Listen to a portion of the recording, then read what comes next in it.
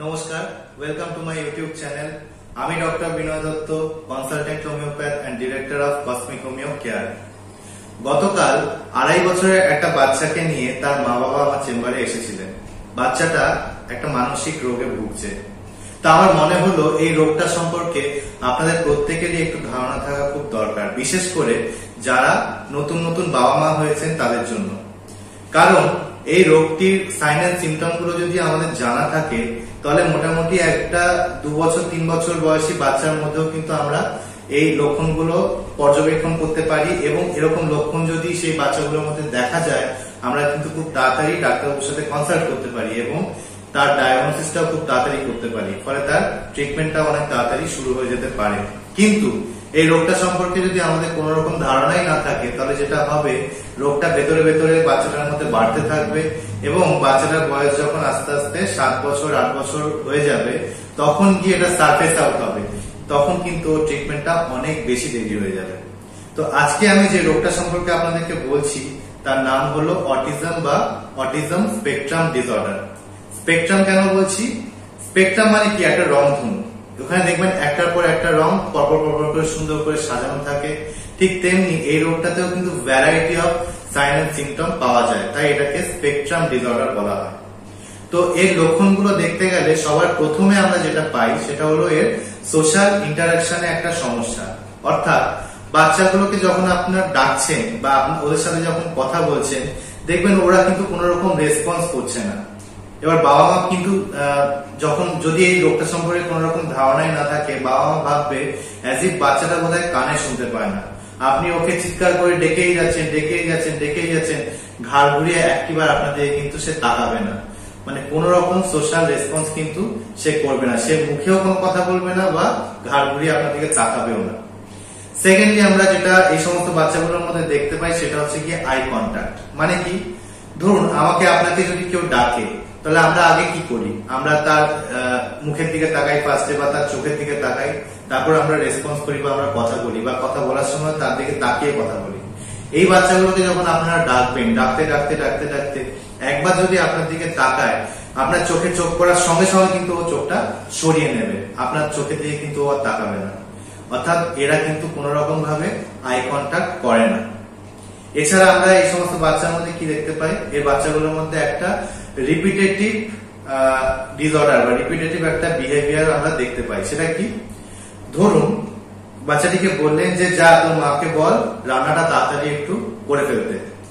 ও এই পুরো সেন্টেন্সটার মধ্যে হয়তো ওই মা শব্দটাকে নিয়ে নিল, নিয়ে কন্টিনিউয়াসলি বলতে শুরু করলো মা মা মা মা মা মা, শুধু এই একটাই ওয়ার্ড কন্টিনিউয়াসলি রিপিট করতে শুরু করলো। এরকম একটা ওয়ার্ড হতে পারে, একটা ফ্রেজ হতে পারে, আপনি যে কথাটা বলছেন সেখান থেকে একটা ওয়ার্ড তুলে এরকম কন্টিনিউয়াসলি কিন্তু রিপিট করতে থাকবে। অর্থাৎ একটা রিপিটেটিভ বিহেভিয়ার কিন্তু এর মধ্যে দেখা যায়। এটাই শুধুমাত্র কথার মধ্যে তা নয়। ধরুন হাতটাকে নাড়াচ্ছে, কন্টিনিউয়াসলি হাতটাকেও নাড়িয়ে যাচ্ছে, বা কোথাও বসে আছে, ও দেখা যাচ্ছে একটা পায়ের পর একটা পা একবার তুলছে, আবার পাটাকে নামিয়ে ফেলছে, আবার তুলছে, আবার নামিয়ে ফেলছে। এরকম কন্টিনিউয়াস কিন্তু জিনিসটা হতে থাকে। অর্থাৎ এরকম একটা রিপিটেটিভ বিহেভিয়ার কিন্তু এই সমস্ত বাচ্চাগুলোর মধ্যে আমরা দেখতে পাই। আরেকটা খুব ক্যারেক্টারিস্টিক কিন্তু সাইন আমরা দেখতে পাই বাচ্চাগুলোর মধ্যে, বা ক্যারেক্টারিস্টিক্স দেখতে পাই, সেটা কি? সেটা হলো সেমনেস। সেমনেসটাকে আমি একটা উদাহরণ দিয়ে আপনাদেরকে বোঝাই। ধরুন আপনাদের বাড়িতে একটা আরাম কেদারা রয়েছে, সেখানে বাচ্চাটির বাবা সবসময় বসে থাকেন, সেখানে বসে চা খান, সেখানে বসে টিভি দেখেন, নিউজ পেপার পড়েন, সেখানে বসে আরাম করেন। সে সেটাকে দেখে অভ্যস্ত। এবার কোনো কারণে কোনোদিন ওর বাবা ব্যতীত অন্য কোনো ফ্যামিলি মেম্বার যদি সেই চেয়ারটাতে বসেন, ও কিন্তু সেটা মেনে নিতে পারবে না। ও চিৎকার শুরু করে দেবে, ও অসম্ভব পরিমাণে রেস্টলেস হয়ে যাবে, হাতগুলো নাড়াতে থাকবে, চিৎকার করবে। যতক্ষণ পর্যন্ত না সেই ব্যক্তি সেই চেয়ার থেকে উঠে আসছে, ও কিন্তু কন্টিনিউয়াসলি এরকম রেস্টলেস হয়ে থাকবে, এবং যে লোকটি ওখান থেকে উঠে যাবে সঙ্গে সঙ্গে ও শান্ত হয়ে যাবে। অর্থাৎ ওই চেয়ারটাতে ওর বাবাকে ছাড়া ও কিন্তু অন্য কাউকে অ্যালাউ করে না। তো এই ধরনের একটা টেন্ডেন্সি ওদের মধ্যে কিন্তু দেখা যায়। আরেকটা উদাহরণ দিই। ধরুন বাচ্চাটাকে আপনি স্কুলে নিয়ে যান গাড়ি করে, প্রত্যেকদিন একই রাস্তায় ও স্কুলে যায়, ও সেটা দেখে অভ্যস্ত। কোনোদিন যদি মনে হয় গাড়ির ড্রাইভারের যে আজকে এই রাস্তাটা দিয়ে যাবো না, অন্য আরেকটা রাস্তা দিয়ে যায়, সেখানে শর্টকাট হবে বা টাইম কম লাগবে, যে গাড়িটা অন্য রাস্তায় ঢুকবে সঙ্গে সঙ্গে কিন্তু বাচ্চারা চিৎকার করা শুরু করে দেবে আর সেই হাত পা ছুড়ে একটা অদ্ভুত রকমের বিহেভিয়ার করা শুরু করে দেবে। যতক্ষণ পর্যন্ত না সেই পুরোনো রাস্তা দিয়ে গাড়িটা আবার যাচ্ছে ওর কিন্তু এই রেস্টলেসনেসটা কমবে না। অর্থাৎ ওরা যে জিনিসটাতে অভ্যস্ত ওইখান থেকে কোন রকম ডেভিয়েশন কিন্তু ওরা পছন্দ করে না বা ওরা মেনে নিতে পারে না। আর এর পরে যে সমস্যাগুলো এই বাচ্চাগুলোর মধ্যে দেখা যায় সেটা হচ্ছে কি একটা হাইপার অ্যাক্টিভ ডিসঅর্ডার। অর্থাৎ এই বাচ্চাগুলো অসম্ভব পরিমাণে চঞ্চল হয়। যাদের বাড়িতে অটিস্টিক বাচ্চা আছে বা আপনাদের চেম্বারে যখন এরকম একটা অটিস্টিক বাচ্চা আসবে আপনারা কিন্তু সেটা টের পেয়ে যাবেন।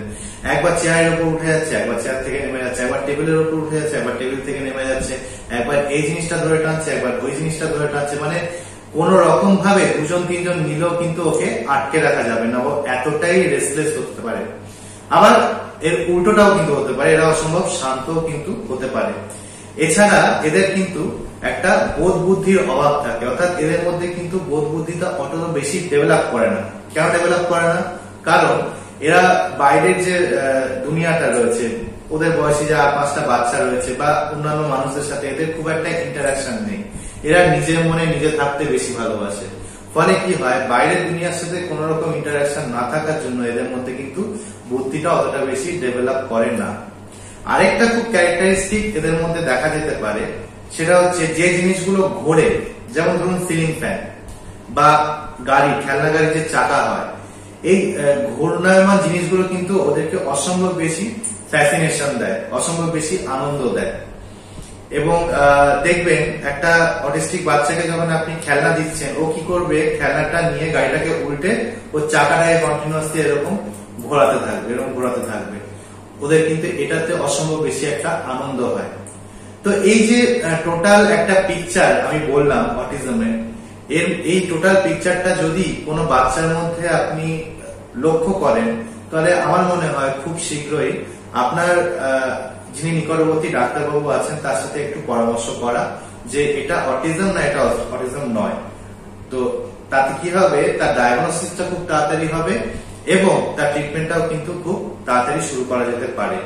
তো এই ভিডিওটা যদি ভালো লেগে থাকে তাহলে অবশ্যই একটা লাইক দিন এবং এই ভিডিওটা আমি বলবো আপনার বন্ধুদের মধ্যে শেয়ার করুন বেশি বেশি করে, যাতে প্রত্যেকেই কিন্তু এই ভিডিওটা দেখতে পায় এবং এই রোগটা সম্পর্কে কিন্তু জানতে পারে। এবং আমার চ্যানেলটাকে সাবস্ক্রাইব করবেন যাতে এরকম ভিডিও আপনারা ভবিষ্যতে আরো দেখতে পান। নমস্কার।